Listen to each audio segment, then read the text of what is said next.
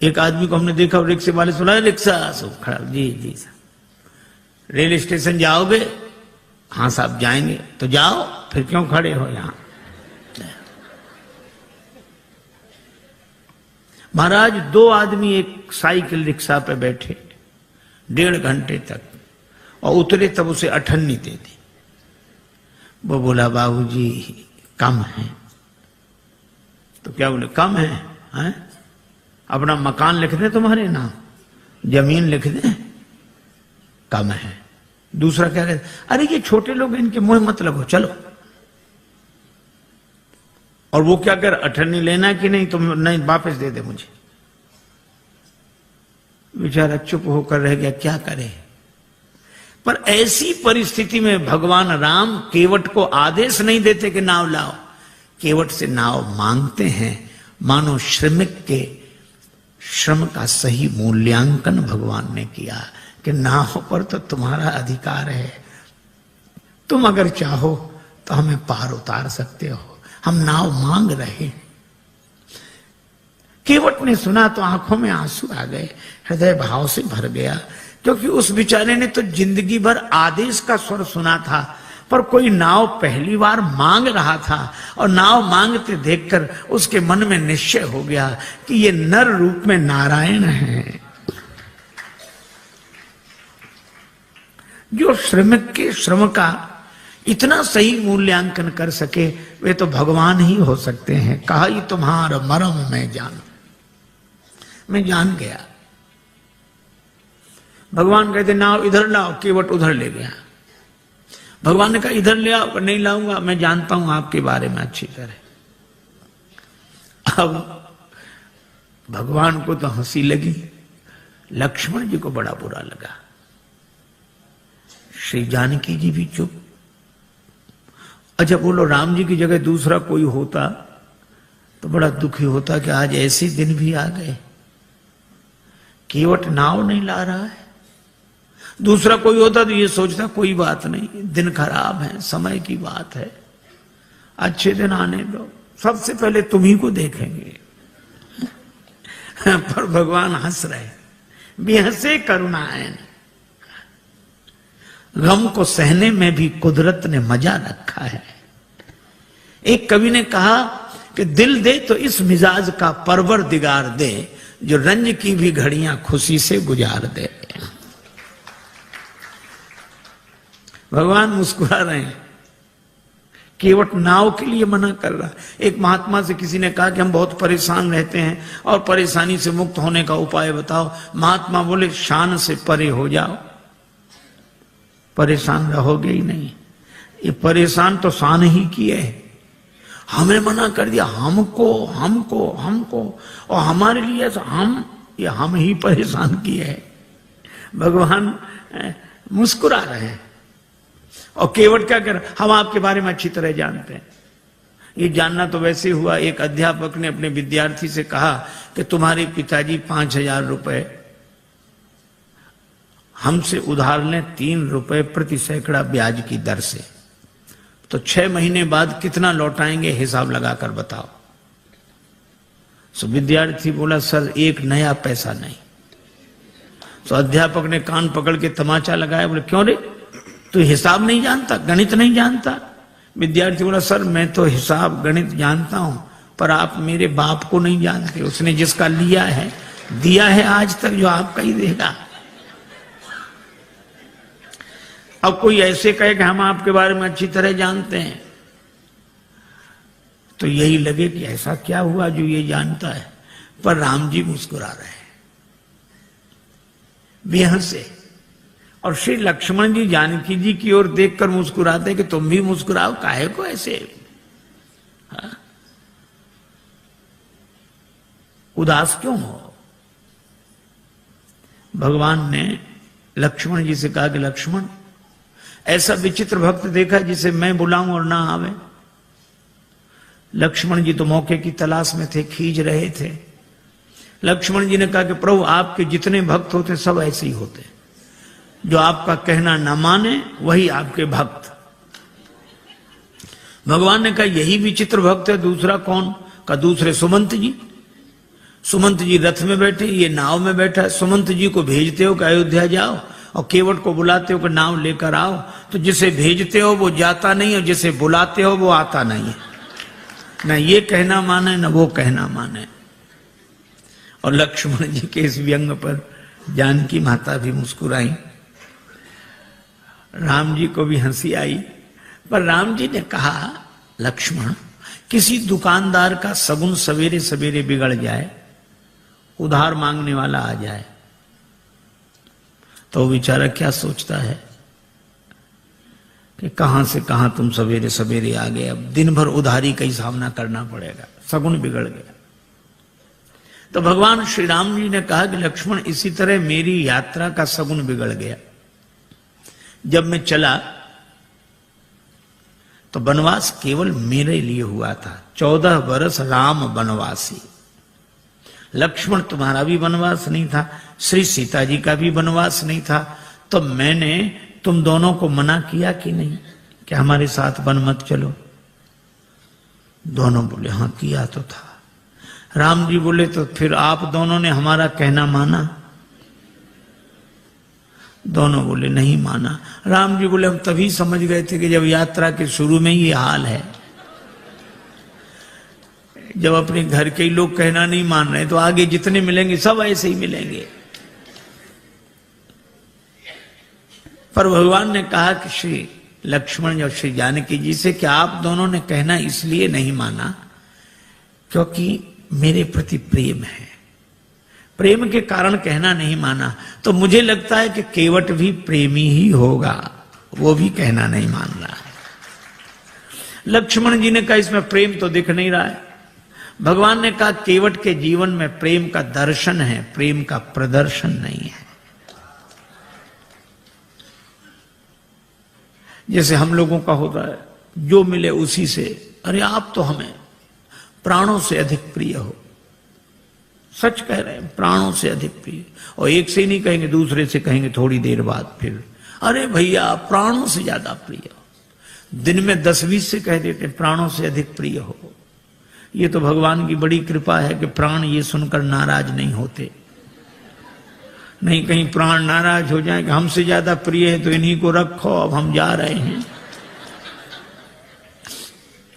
कोई नहीं कहेगा।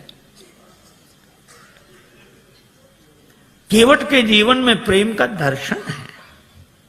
लक्ष्मण जी ने कहा कि महाराज इसका प्रेम तो आप ही समझो। अच्छा केवट क्या सोच रहा है? केवट जान गया है कि आप भगवान हैं, पर केवट कहता है कि आपको कोई रोक नहीं सका। जनकपुर वाले जनकपुर में नहीं रोक सके, आप अयोध्या आ गए। अयोध्या वाले अयोध्या में नहीं रोक सके, आप श्रृंगवेरपुर आ गए। और श्रृंगवेरपुर के राजा श्रृंगवेरपुर में नहीं रोक सके, आप गंगा जी किनारे आ गए। और अगर मैं भी आपको नाव में बिठाकर पार कर दूंगा तो फिर मेरी भी क्या हिम्मत जो मैं आपको रोक लूं। तो उपाय यही अच्छा है, ना नाव लाऊंगा ना पार करूंगा, अपने आप रुके रहोगे। कही तुम्हारा मरम में जाना।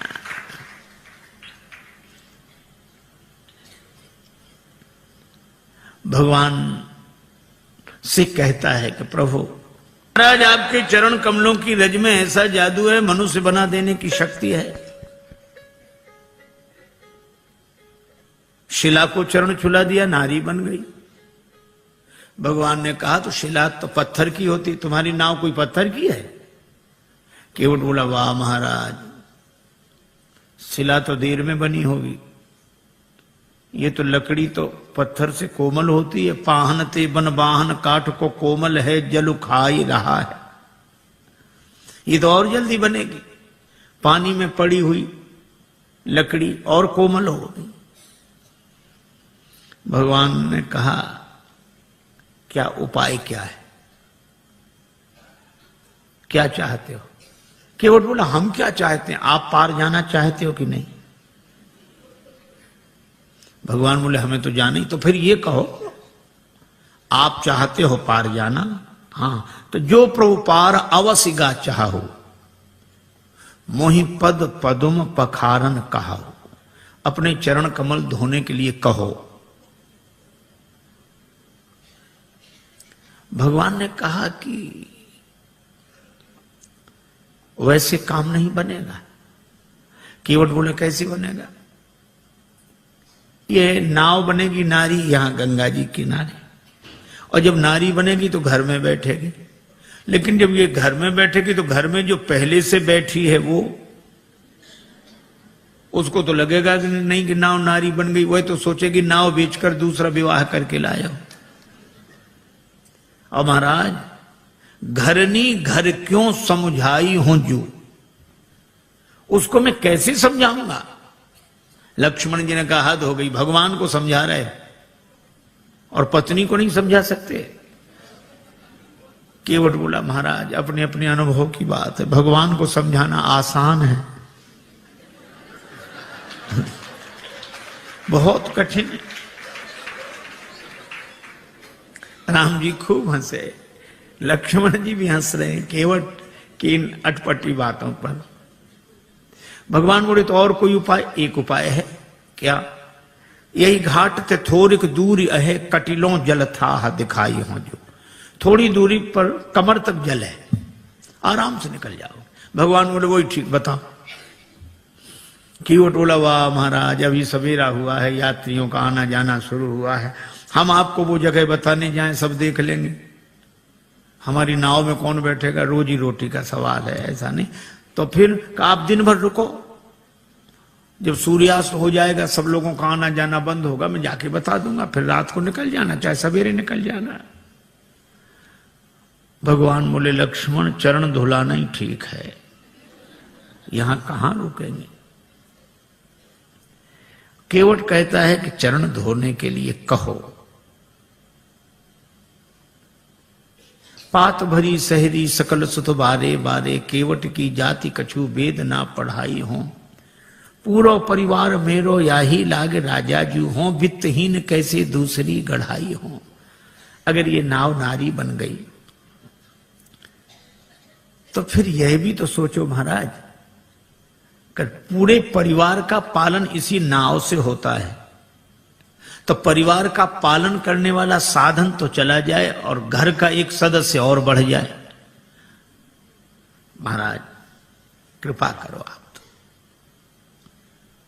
अच्छा, अब इसमें एक बड़ा तात्विक संकेत है। केवट कहता है कि नाव नारी न बने। हम लोग भी व्यवहार का काम करते हैं, दुकान चलाते हैं, व्यापार करते हैं, पैसा लेते हैं, देते हैं। श्री तुलसीदास जी कहते हैं सब करो, कोई बात नहीं। केवट भी यही करता है, धंधा करता है, यात्रियों को बिठाता है, उस पार ले जाता है, पैसा लेता है। लेकिन इस केवट की सबसे बड़ी विशेषता एक है कि यह नाव तो चलाता है, लेकिन नाव गंगा जी में चलाता है। और गंगा जी क्या है? का राम भक्ति जहां सुरसरी धारा। इसी तरह हम दुकान व्यापार आदि सब करें, लेकिन भक्ति की भाव धारा से जुड़कर करें। यही केवट प्रसंग का संकेत है। भगवान ने कहा अगर तुम्हारी नाव नारी बन गई तो पार करने वाली खुद पार हो जाएगी, जड़त्व से मुक्त हो जाएगी। केवट बोला सो तो ठीक है, लेकिन नाव नारी बनेगी तो घर में बैठेगी, और इसका अर्थ कि मेरी बुद्धि अगर चैतन्य हो गई तो आत्मन्यो आत्मना तुष्टा के भाव से घर में बैठेगी, तो भक्ति की गंगा जी तो छूट जाएंगी। प्रभु मैं ऐसी मुक्ति नहीं चाहता जो भक्ति की गंगा जी से दूर कर दे। वह नहीं बंधन की जो अज्ञानता से बांध ले मन, और फिर सहसा कभी भी टूट सकता हो अकारण। मुक्ति छू पाए न जिसको मैं उसे बंधन कहूंगा, जो मरण को जन्म समझे मैं उसे जीवन कहूंगा। महाराज मुझे मुक्ति नहीं चाहिए, और आपके चरणों की रज मुक्त कर देने वाली है, तो इस मुक्त कर देने वाली धूल को ही धो डालूंगा। काहे से धोगे? गंगा जल से। और कितना बढ़िया संकेत है कि इस मुक्त करने वाली रज अर्थात रजोगुण जन्य कामना को भक्ति के भाव जल से धो डालूंगा। मुक्ति नहीं चाहिए, सगुण उपासक मोक्ष न लें। भगवान ने कहा तो फिर धो लो चरण, क्या दिक्कत है? केवट बोला ऐसे नहीं धोऊंगा, कहोगे तब धोऊंगा। मोहि पद पदुम पखारन कहाहु कहो।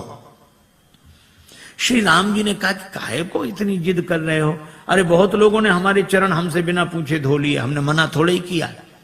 तुम भी धोगे तो मना थोड़े ही करेंगे, पर कहलाते क्यों हो? और फिर हमको संकोच होता, हम कैसे कहें कि हमारे चरण धो लो?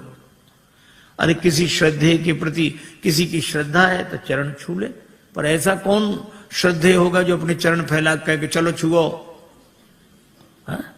ऐसा तो वही कह सकता है जिसका शर्म से कोई संबंध ना हो। अब भगवान कैसे कह देंगे हमारे चरण धो? और केवट कहता कहोगे तभी धोएंगे। तो भगवान ने बिना कहा कि बिना पूछे धो लो। बहुतों ने धो लिए। केवट ने कहा सुनो महाराज, जिन्होंने बिना पूछे आपके चरण धो लिए उनकी अपनी गरज रही होगी, उन्हें भवसागर से पार जाना होगा, इसलिए उन्होंने आपके चरण आपसे बिना पूछे धो लिए। लेकिन यहां गरज मेरी नहीं, यहां गरज आपकी है। मुझे पार नहीं जाना, पार आपको जाना है। इसलिए अगर पार जाना हो तो कहो कि हमारे चरण धोकर हमें पार कर दो। भगवान मुस्कुराए कि केवट सब कुछ पाए ले रहा है, पर इतना चतुर है एहसान रत्ती भर नहीं। आपकी गरज है, कहना हो कहो। लक्ष्मण जी बोले अगर चरण धुला लें तो? लक्ष्मण जी बोले सुन, पहली बात सुन, भगवान से भी बहस कर रहा है, कहीं भगवान नाराज हो गए तो वापिस चले जाएंगे। केवट बोला नहीं जाएंगे। कहा ही तुम्हारा मरम में जाना। श्री जानकी जी भी साथ आई हैं, और मरम शब्द का एक ही अर्थ है, रकार रामचंद्र हैं, मकार मातु जानकी। तो ये रकार रूपी राम जी मकार से घिरे हुए हैं, अर्थात श्री जानकी जी की कृपा के कारण आए हैं, और जानकी जी उपस्थित हैं तो श्री राम लौट नहीं सकते, वो तो कल्याण करके ही जाएंगे। अच्छा सो तो ठीक है। भगवान बोले अगर चरण धुला लें तो? केवट बोला चरण धुला लो तो कोई हम पर एहसान करोगे? औरों से उतराई लेता हूं, आपसे नहीं लूंगा। नहीं लोगे ना? पद कमल धोए चढ़ाई नाव, ननाथ उतराई चहो।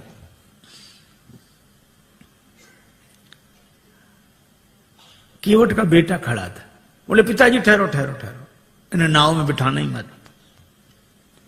क्यों? चरण धो लेंगे, फिर क्या कठिनाई है? चरण छुलाने से तो शिला नारी बनी थी। केवट का बेटा बोला इनके हाथों से भी खतरा है। चरण इन्होंने शिला को छुलाए थे, हाथ इन्होंने धनुष को छुलाए थे। छुअत ही टूट पिनाक पुराना। अगर चरण छुलाने से नाव के नारी बनने का डर है तो हाथ छुलाने से नाव धनुष की तरह टूट जाएगी। इनको किसी भी दशा में बिठा लो ही मत ना। लक्ष्मण जी ने सुना कि केवट है सो है, बेटा और गजब। पर केवट बोला नहीं नहीं, चरण धुला लेंगे बस। भगवान से केवट कहता है उतराई नहीं लूंगा। भगवान ने कहा उतराई क्यों नहीं लोगे? केवट बोला आपके पास देने को होगा क्या? बनवासी बने घूम रहे हो। तो जो बात आप बाद में कहोगे तो हम पहले ही कहे दे रहे हैं कि उतराई नहीं लेंगे। अच्छा नहीं लोगे उतराई, इसका प्रमाण क्या है? सबूत क्या है? केवट बोला मोहे राम रावरियान दशरथ शपथ सब सांची कहो। राम जी आपकी सौगंध, महाराज दशरथ की सौगंध, सही सही कह रहा हूं। श्री लक्ष्मण जी को लगा कि भगवान ने शीलवश जितनी ढील इसे दे दी है, अब ये कोई बोलने का ढंग है कि हमारी बात बिल्कुल सही है, आपकी कसम, आपके बाप की कसम। बोलने में तो ऐसे ही लग रहा है, पर केवट ऐसे बोल नहीं रहा था। बोल नहीं रहा था, बोल नहीं पा रहा था। वो कह रहा था मैं आपकी सौगंध ऐसे कर रहा हूं जैसे दशरथ शपथ, भीष्म प्रतिज्ञा, बलिदान, इसी तरह ये शब्द है दशरथ शपथ। दशरथ शपथ की तरह मैं आपकी सौगंध कर रहा हूं। लेकिन बेचारा बोल नहीं पाया। लक्ष्मण जी को लगा कि अच्छा, धनुष पर बाण चढ़ाया, तैयार हो जा मरने के लिए। पर केवट उसी तरह बोला, बाण को देख, हाँ चलाओ चलाओ बाण, मार दो मार दो, मेरा परम सौभाग्य है, मारो तो बाण। लक्ष्मण जी को लगा ये मौत से भी नहीं डरता, तो इसको डराने का उपाय क्या है? तेरा परम सौभाग्य कैसे? केवट बोला अभी थोड़ा ही पता लगेगा, मर जाऊंगा फिर जांच होगी, उस जांच में मैं बड़ा सौभाग्यशाली माना जाऊंगा। क्यों? मरूंगा हाथ से किसके, जो श्री रघुवीर का प्यारा है, राम जी के भक्त के हाथों मरूं। और मरूंगा किस जगह? जहां निर्मल गंगा की धारा है, जहां गंगा जी बह रही हो। और मरूंगा सामने किसके? कि जिनका दास होता हूं, राम जी का भक्त हूं, राम जी के सामने मर रहा हूं। और मरूंगा किस खता पर? पांव करुणा निधि के धोता हूं, चरण धो रहा हूं। अगर इन पद पंकजों पर प्राण खो जाएगा केवट, तो मरकर भी जमाने में अमर हो जाएगा केवट। फिर क्यों ऐसा समय श्रीमान जाने दूं, न क्यों जानकी जीवन के सन्मुख जान जाने दूं। तैयार हूं, बाण मारो। सरकार को प्राण न ते प्रिय बंधु, वही मोहे बाण ते मारत है। मरता हूं कहां सुच गंग के तीर, शरीर सो प्राण सिधारत है। समूहे के सु विनीत सुनो, रघुनाथ सो नाथ निहारत है। अपराध यही इस दास का है, प्रभु के पद पद्म पखारत है। लोग यही कहेंगे कि राम जी ने लक्ष्मण जी से कह के उसको मरवा दिया, छोटे भाई से कह के मरवा दिया, राम जी की बदनामी होगी। और राम जी की बदनामी करानी हो तो चलाओ बाण, हमारा तो कुछ नहीं बिगड़ेगा। प्राण तो किसी न किसी दिन जाएंगे, पर ऐसा मौका मिलेगा नहीं। लक्ष्मण जी को लगा कि राम जी की बदनामी कराने थोड़े ही आए हैं, अब क्या करें। तो बाण फिर तूणी में रख लिया। कहने लगे प्रभु इससे तो आप ही बात करो। पर केवट कह क्या रहा है? जब लगी न पाए पखारी हूं। इतनी देर से केवट क्या कह रहा था? चरण कमल रज कहां सब कहां, चरण कमल मोहि पद पदुम पखारन कहाऊ। पद कमल धोए चढ़ाई नाव, पद कमल पद पद्म चरण कमल। और जब लक्ष्मण जी ने बाण चढ़ाया तो वो भी आवेश में बोला, जब लग न पाए पखारी हूं। भूल गया चरण कमल पद पद्म पद कमल पाए। जो स्वाभाविक होता है वो ऐसे अवसर पर निकल पड़ता है। एक आदमी किसी गांव में गया, वो गांव वालों से पूछता, क्यों भैया ये गांव रामपुरा है? तो गांव के लोग, बुंदेलखंड की घटना, ये रामपुरा है? तो गांव वाले कहें हाओ। अब वो समझे नहीं कि हाओ है कि रामपुरा। फिर दूसरे से पूछा, भैया रामपुरा हाओ। तीसरे से पूछा, रामपुरा हाओ। अब सब कहें हाओ। एक आदमी पढ़ा लिखा दिखा, उसने कहा कि भाई साहब ये गांव रामपुरा है? उसने कहा जी हां। हाँ अब समझ में आया, यहां सब लोग हाओ हाओ करते थे, आपने जी हां कहा। तो वो बोला कि जो बिना पढ़े लिखे लोग हैं वे हाओ हाओ करते हैं, और जो पढ़े लिखे हैं वे जी हां ऐसे बोलते हैं। अच्छा तो आप तो पढ़े लिखे होंगे? तो बोला हाओ। अब जो स्वाभाविक था सो निकल गया। अब लक्ष्मण जी को भी बड़ा अटपटा लगे, श्री सीता जी को भी, पर राम जी मुस्कुरा रहे। सुन केवट के बैन, प्रेम लपेटे अटपटे, बेहसे करुणा है। भगवान हंसते हैं। बात भले ही अटपटी हो पर प्रेम में लिपटी हो तो परमात्मा को प्रसन्न कर देती है। राजस्थान के एक छोटे से गांव में एक महात्मा गए, सत्संग हुआ। एक सत्संगी नित्य आते थे। एक दिन उन्होंने प्रार्थना की कि महाराज यहां से और ज्यादा इंटीरियर में हमारा छोटा सा गांव है, मां आ नहीं सकती, उनको दर्शन देने चलो। महात्मा ने कहा ठीक चलते हैं। एक दिन गए, उस व्यक्ति ने मां से कहा कि मां महात्मा आए प्रणाम कर। तो बुढ़िया श्रद्धालु तो थी लेकिन अपने टूटी फूटी मारवाड़ी बोली में बोली, गुरुजी थारे खुर छू। अब एक तो गुरुजी को गोरूजी कह रही थी और चरणों को खुर। महात्मा को बड़ा अटपटा लगा। अभी तो रोज चरण कमल सुनते थे, अब चरण भी कहती तो ठीक, पांव भी कहती तो ठीक, खुर। खुर तो पशुओं के होते हैं। तो महात्मा उसे प्रेम से समझाने लगे, माता जी ऐसे बोलती हो महात्माओं से, नरक जाओगी नरक। बुढ़िया इतनी सरल थी, वो ये भी नहीं जानती थी कि नरक क्या होता। उसको लगा कि महात्मा आशीर्वाद दे रहे हैं, तो हाथ जोड़ के कहने लगी, महाराज हमारा कहां भाग्य जो नरक जाए, नरक तो आप जैसे महापुरुषों को मिले हैं प्रभु। महात्मा खिलखिला के हंसने लगे। अरे ऐसी सरलता पर महात्मा क्या परमात्मा प्रसन्न हो जाते हैं।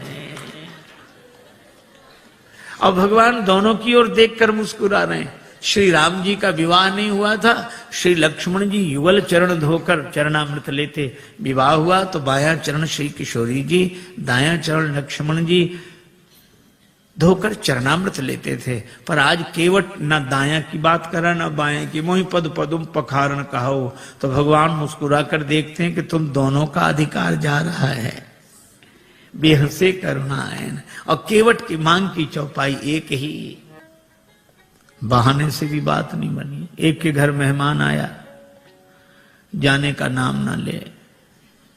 दोपहर का तो भोजन करा दिया, वो इतना कृपण कि शाम का भोजन न कराए। लेकिन मना कैसे करे। बेटे से बोला, मेहमान के पास जब बैठे हो तब आकर पूछना शाम के भोजन के लिए। बेटे ने कहा, पिताजी शाम को भोजन क्या बने। तो पिता मेहमान के बगल में बैठा था। पिता कहने लगे, शाम को फिर भोजन, अभी मेहमान के साथ तो हमने भोजन किया ही था, अब शाम को फिर भोजन करें, हम कोई राक्षस हैं? मेहमान से पूछ लो, मतलब मेहमान भोजन करे तो राक्षस। बेचारे मेहमान ने भी कह दिया कि नहीं ठीक है, हो गया। बहाने में लोग बड़े चतुर। एक महात्मा किसी वृद्धा माता के यहां भोजन को गए, मैया ने सब भोजन परोस दिया, पंखा लेके बैठ गई। थाली में पीछे पापड़ रखे थे, पापड़ परोसना भूल गई। अब महात्मा का मन पापड़ पे जाए बार बार। मन का ये स्वभाव है, जो करोड़ों की चीज मिली हो तो उसे 2 कौड़ी की लगती है, 2 कौड़ी की चीज ना मिले तो करोड़ों की लगती है। उधर ही देखे, लेकिन मांगने में शर्म भी लगे और बुढ़िया को याद ना आवे। सो महात्मा बोले, मैया भगवान की बड़ी कृपा, आज जो आपका दर्शन हो गया। क्यों? रास्ते में बड़ा लंबा सांप मिला। सांप? हाँ, लंबा था बहुत। कितना लंबा महाराज? यहां से वो पापड़ की थाली रखी। बुढ़िया बोले, अरे महाराज पापड़ परोसना तो मैं भूल ही गई। महात्मा बोले, हम तो बता रहे थे कि सांप कितना लंबा था। तो कई बार बहाने से भी बात बन जाती, युक्ति से बना लेना चाहिए, लेकिन कई बार बहाने से भी बात नहीं बनती। एक के घर मेहमान आए जाए नहीं, और बेचारा घर वाला संकोची कुछ कहे नहीं। 5-7 दिन हो गए। एक दिन पति पत्नी से बोला कि देवी ये मेहमान तो जाता ही नहीं, कोई उपाय। पत्नी बोली, और खिलाओ पिलाओ और सम्मान करो, काहे को जाएगा वो। देखो देखो ये व्यंग मत करो, तो उपाय बताओ। पत्नी बोली, उपाय तो है 3 मर्ज, उपाय 1। बुखार हो, जुखाम हो, मेहमान हो। ज्वर जुखाम और पाहुना, ज्वर जुखाम और पाहुना, इनका एक उपाय, लंघन दे दो तान के फिर न वापस आए। लंघन दे दो बुखार नहीं आएगा, लंघन दे दो जुकाम नहीं आएगा, लंघन दे दो मेहमान नहीं आएगा। हाँ ये बात तो ठीक है, लेकिन अब हम लोग भोजन बनाएं उसे ना दें तो एक दिन ना बनाओ। तो नहीं बनाने का तो कोई कारण होगा। झगड़ा, हम लोगों में झगड़ा होते नहीं, झूठा ही झगड़ा कर लो। अब बाहर वाले कमरे में मेहमान बैठा, अब भीतर जोर जोर से इन्होंने झगड़ा करना शुरू किया। पति ने डांटना शुरू किया, और पत्नी ने, मुझे देखो तुम मुझे डांटते रहते, और आज और ये आज भोजन ही नहीं बनाऊंगी मैं। पति बोला, बनाना ही मत, मैं कोई मर नहीं जाऊंगा एक दिन भूखे। अब जो झगड़ा शुरू हुआ और मेहमान ने सुना कि आज इन्हीं को नहीं मिल रहा है, तो उसने अपना थैला उठाया गया। पत्नी ने देखा कि गया, पति ने देखा गया। सो पति बोला आप काहे को रो रही हो, हमने कोई सच्चा डांटा था, हमने तो झूठा डांटा था। सो पत्नी मुस्कुरा कर बोली मैं कोई सचमुच रो रही हूं, मैं तो झूठे ही रो रही हूं। लेकिन आश्चर्य, तब तक मेहमान भीतर, हम कोई सच्चे गए थे, हम भी तो झूठे ही गए थे। कई बार प्रयास करने पर भी काम नहीं बनता। भगवान ने बड़ा प्रयास किया पर केवट बोला साफ साफ कहो, प्रबंध हो लो। प्रेम पराधीन प्रभु की यह अभय वाणी सुनकर केवट गया, कठौते में जल भर लाया। आहा, उस दृश्य को आप देखें। कठौता एक और रख दिया, बाईं हथेली आगे बढ़ाई, श्री राघवेंद्र का दायां चरण रखा और कठौते से जल छोड़ दिया, लगा धोने। मन में तो यही भाव है कि वही चरण जिन चरणन ते निकसी सुरसरी। बड़े भाव से चरण धो रहा लेकिन पता नहीं लगने दे रहा। श्री लक्ष्मण जी ने कहा कि अच्छा केवट, बड़े भाव के कारण चरण धो रहे हो? केवट बोला नहीं नहीं सरकार, हम तो नाव के कारण चरण धो रहे हैं, भाव के कारण नहीं। भगवान एक पांव से खड़े हैं, केवट बैठा, देवता भी आश्चर्य कर रहे हैं कि ऐसे भक्त तो देखे जो भगवान के सामने एक पांव से खड़े रहे, पर ऐसा भक्त नहीं देखा जिसके सामने भगवान ही एक पांव से खड़े रहे। बड़ी देर हो गई, भगवान ने कहा केवट चरण धुल गए? केवट बोला हाँ महाराज धुला तो, लेकिन तब तक भगवान ने चरण नीचे रख दिया। केवट बोला गड़बड़ी कर दी, चरण गीला था, पहुंच तो लेने देते मेरी इस फटी दुपटी से, आपने पहुंचने नहीं दिया, गीला चरण धरती में रखा, धूल लग गई, दोबारा धोना पड़ेगा। लक्ष्मण जी बोले हो चुके पार, चरण तो गीला रहेगा ही, इसमें धूल लगे इसे धुलाओ, उसमें लगे तो उसे धुलाओ, पर चरण ही धुलाते रहो, कभी दायां कभी बायां कभी। भगवान ने कहा रुको रुको, केवट से पूछने दो। केवट हम कब तक ऐसे ही खड़े रहे? केवट बोला सुनो सरकार, गौतम तीय तारण अधम उदाहरण है, प्रेम से पगों को पखारण मोह दीजिए, और धोए चरण को बिनु पहुंचे धरनी में धरो, लागी रज फेर भ्रम दुगुन ना कीजिए। दोबारा मेरे भ्रम को उत्पन्न न करें। रेखन में जड़े कण केते देख देख धोऊं। भगवान बोले हम एक पांव से कब तक खड़े रहें? आप एक पगते खड़े याते न खीजिए। जिन विचार जो एक ही पांव होता वे भी तो किसी का सहारा लेकर खड़े रहते हैं, वृक्ष का, डाली का, किसी आदमी का, लाठी का। भगवान बोले यहां कोई सहारा हो तो बताओ। केवट बोला है, चाहो अवलंब तो विनीत जू, विलंब बिनु नाथ मेरे माथ पे सो हाथ धर लीजिए। भगवान कहते हैं कि देखो कैसी चतुराई है। लोग कहते हैं हमें सहारा मिल जाएगा अगर हमारे माथे पे हाथ रख दोगे, पर केवट कहता हमें नहीं, अगर आपको सहारा चाहिए तो हमारे माथे पे हाथ रखो। भगवान ने केवट के माथे पर हाथ रखा तो बरस सुमन सुर सकल सिहाही, यही सम पुण्य पुंज को नाही। चरण धुले। भगवान ने कहा भैया चरण तो धुल गए, हाँ तो अब पार करो।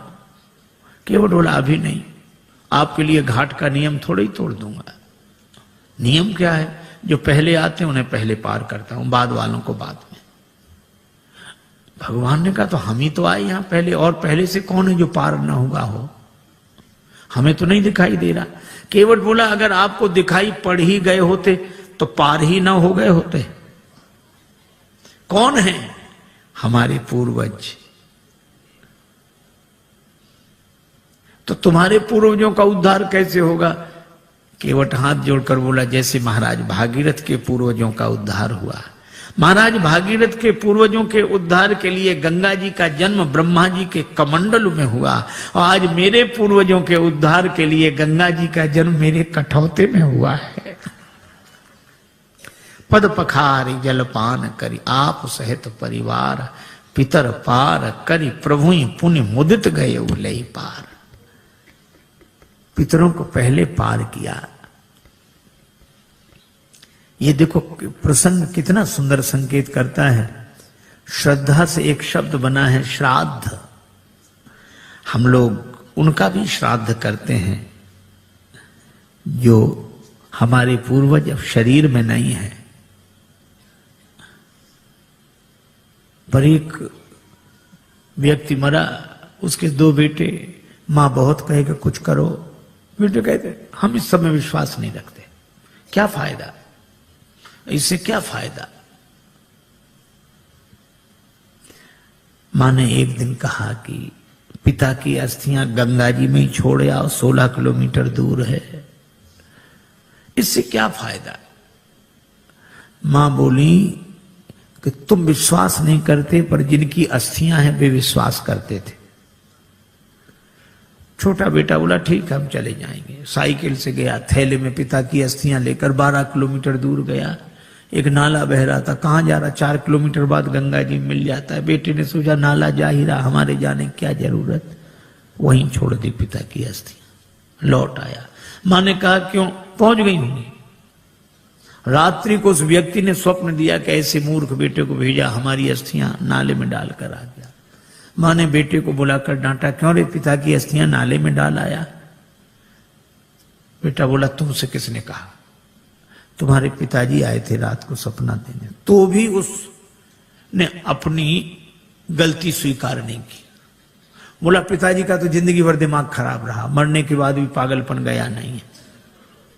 मां ने डांट कर कहा क्या पागलपन है। बेटा बोला 12 किलोमीटर इधर लौटकर सपना देने तो आ सकते थे, 4 किलोमीटर उधर नहीं जा सकते थे। यह हाल है। आज रक्त के संबंधों का पहले जैसा अर्थ नहीं है। आज रक्त के संबंधों का पहले जैसा अर्थ नहीं है। तर्पण भी मिल ही जाएगा, ऐसी भी कोई शर्त नहीं है। लेकिन केवट का प्रसंग हमें सिखाता है, पितर पार करी प्रभु पुण्य मुदित गए लई पार। और भगवान के चरण कमलों को देखकर गंगा जी भी हर्षित हैं। इन्हें तज ब्रह्म कमंडल में अटकी रही भटकी शिवशीष, वर्ष केते बिताए हैं। और जो चरण छूट गए थे, केवट ने वही चरण फिर आ मिलाए हैं। केवट ने भगवान को नाव में बिठाया। अब कह रहा है गंगा जी की बालुका में पहले श्री सीता जी, फिर श्री राम जी, फिर निखात राज गुह, फिर श्री लक्ष्मण जी। केवट ने उतरकर दंडवत किया, चरण पकड़े। लक्ष्मण जी बोले वाह, उस तरफ तो अकड़ रहे थे, इधर तो चरण पकड़ रहे। केवट ने कहा वो तो घाट घाट का तरीका है, उधर पार नहीं किया था तो अकड़ कर रोक सकते थे, अब तो पार कर दिया तो चरण पकड़ कर ही रोक सकते हैं। पर भगवान को लगा कि इसे कुछ दिया नहीं। लक्ष्मण जी बोले क्या बात है प्रभु। राम जी बोले इसे कुछ दिया नहीं। अरे और क्या देंगे। कठिनता से चरण धोकर मिले कुछ बिंदु विधि हर को, वो चरणामृत स्वयं केवट के घर जाकर लुटाते हैं। ब्रह्मा जी को जो अवसर मिला, शंकर जी को और जनक जी ने जो अवसर पाया, ये केवट को भी वही मौका मिला। और क्या दोगे। भगवान बोले धीरे बोलो लक्ष्मण, ने उतराई की कौन कहे, चरण धुलाई भी देनी पड़ेगी। चरण भी तो हमने अपने मतलब से ही धुलाए थे। लेकिन दें क्या, कुछ है नहीं। कितना अद्भुत है यह प्रसंग। श्री जानकी जी प्रिय ही की सी जान निहारी, मन मुंदरी मन मुदित उतारी। मन मुद्रिका उतार कर प्रभु को दी, आप दे दो उतराई। राम जी सोच रहे हैं कि हमारे हाथ में कुछ है नहीं, केवट को दें क्या। पर श्री जानकी जी ने मन में सोचा और कहा कि प्रभु, मन ही मन कहा कि प्रभु आपके उस हाथ में नहीं, इस हाथ में तो है। श्री राम जी ने कहा कि तुम्हारा हाथ मेरा हाथ कब से हो गया। श्री जानकी जी ने कहा कि प्रभु जब से मेरे पिता ने मेरा हाथ आपके हाथ में दे दिया, उस दिन से मेरा हाथ आपका हाथ हो गया। उतार कर अंगूठी दी। यह आदर्श दाम्पत्य प्रेम का अनुपम उदाहरण। आप कल्पना करो, आज की परिस्थिति में अगर ऐसा होता, कोई घर छोड़कर वन में होता और साथ में पत्नी होती और उसे कुछ देना होता, तो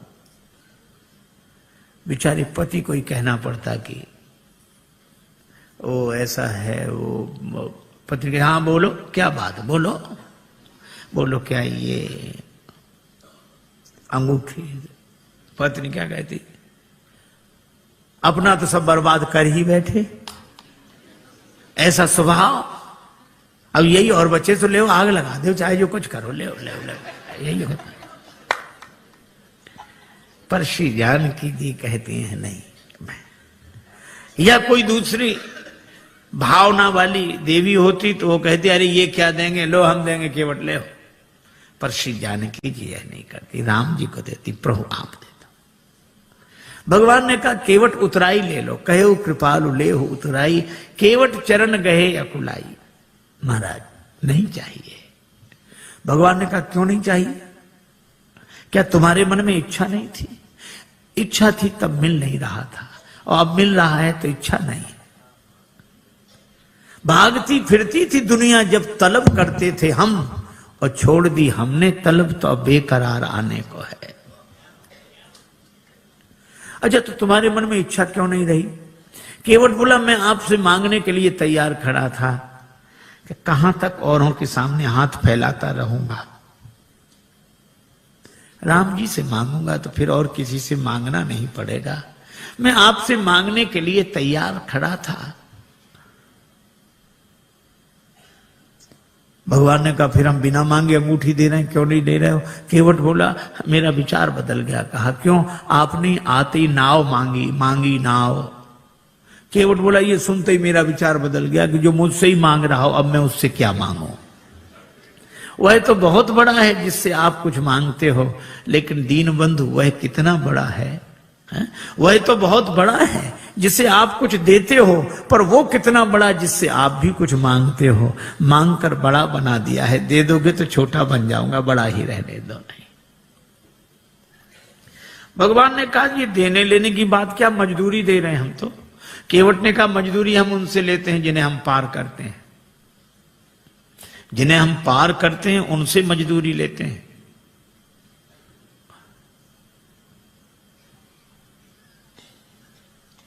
हमने आपको पार नहीं किया। श्री राम जी बोले पार नहीं किया तो हम पार आए कैसे? केवट बोला यही तो हम पूछ रहे हैं, कैसे आए?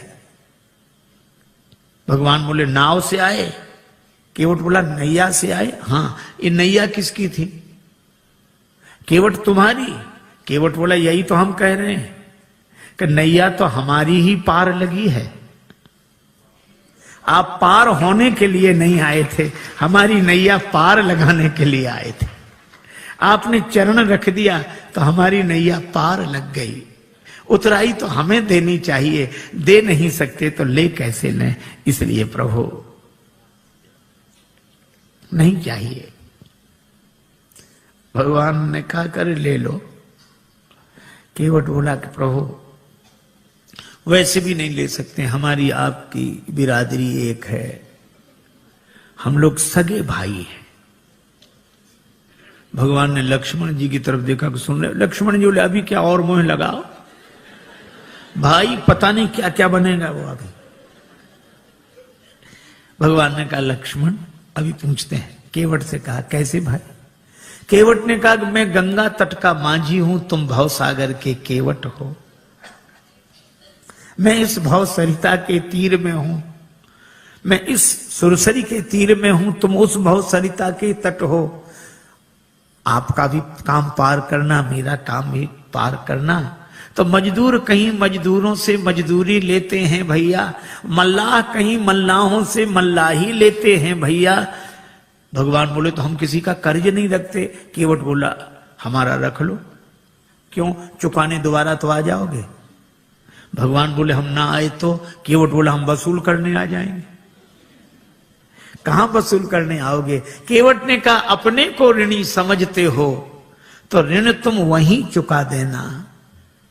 मैंने तुमको है पार किया, तुम मुझको पार लगा देना। मैंने पार किया, उतराई नहीं ली। प्रभु आप भी पार कर देना। मेरे पास उतराई देने के लिए क्या होगा? भगवान ने कहा सो तो होगा ही, लेकिन ले लो। केवट बोला आज मुझे क्या नहीं मिल गया? नाथ आज मैं कहा न पावा, मिटे दोष दुख दारिद्र दावा। दोष मिट गया, मेरे पितरों का उद्धार हो गया तो पितृ दोष मिट गया। आप मेरी अटपटी बात सुनकर मुस्कुराने लगे तो मेरा दुख मिट गया, और आपने मुझसे नाव मांगी तो मेरी दरिद्रता मिट गई। सचमुच ये निराले भक्त होते हैं जो कुछ नहीं मानते। श्री बिंदु जी महाराज ने लिखा है, इश्क एक तरफा में यूं मशरूर हो जाऊंगा मैं, श्याम तुम होगे क्षमा काफूर हो जाऊंगा मैं। और मैं अगर मांगू जो तुमसे, मुझको तुम देना न कुछ, वरना फिर प्रेमी नहीं मजदूर हो जाऊंगा मैं अगर देखूं तो देखूं, मैं अगर चाहूं तो चाहूं, तुम ना मुझको चाहना। तुमने अगर चाहा तो फिर मगरूर हो जाऊंगा मैं अगर देखूं तो देखूं, तुम ना मुझको देखना। तुमने अगर देखा तो फिर मशहूर हो जाऊंगा मैं। और मैं अगर तड़पूं तो दृग से बिंदु टपकाना ना तुम, वरना आंखों से तुम्हारे दूर हो जाऊंगा मैं। कुछ नहीं चाहिए, कुछ नहीं चाहिए। लक्ष्मण जी ने कहा कि मैं कहता हूं। लक्ष्मण जी बोले केवट ले ले ले ले उतराई। केवट बोला सरकार में वचन दे चुका था ना नाथ उतराई चाहो। लक्ष्मण जी बोले भगवान को भी वचन का प्रवचन दिए जा रहा है, ले ले उतराई ले ले ले ले। केवट ने हाथ जोड़कर कहा छोटे सरकार, हमारा वचन आपके बाण की तरह नहीं है जो धनुष पर चढ़ तो जाता है और फिर उतर जाता है। लक्ष्मण जी बोले ये वचन कौन सा बाण से कम है? प्रभु आप ही बात करो इससे।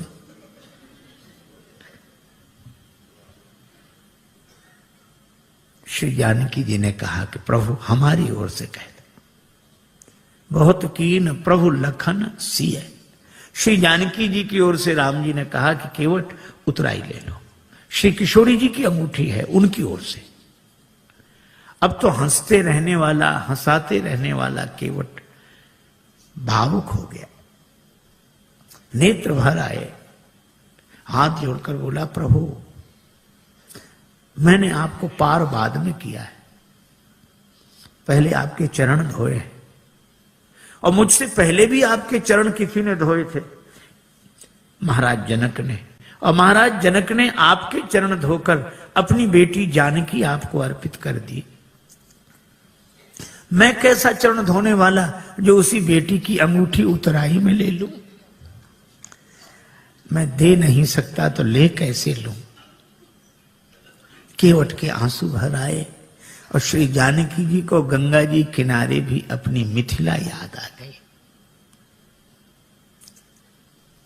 भगवान ने कहा केवट तुम कुछ नहीं लेते तो मुझे दे दो। प्रभु आपको क्या दूं? मुझे आज्ञा दो तो मैं जाऊं आगे। केवट ने कहा कि प्रभु इतने काम सब अटपटे उल्टे होते रहे, तो एक काम और, क्या आप ही मुझे भेज दो। क्यों? ताकि मुझे ये लगे कि भगवान मेरे घाट पर है, कहीं नहीं गए हैं, मैं इसी भाव में डूबा रहूं। और फिरती बार नाथ जो देवा, सो प्रसाद में सिर धरी लेवा। बहुत कीन प्रभु लखन सिय, नहीं कछु केवट ले, विदा कीन करुणा यतन भगति विमल बर दे।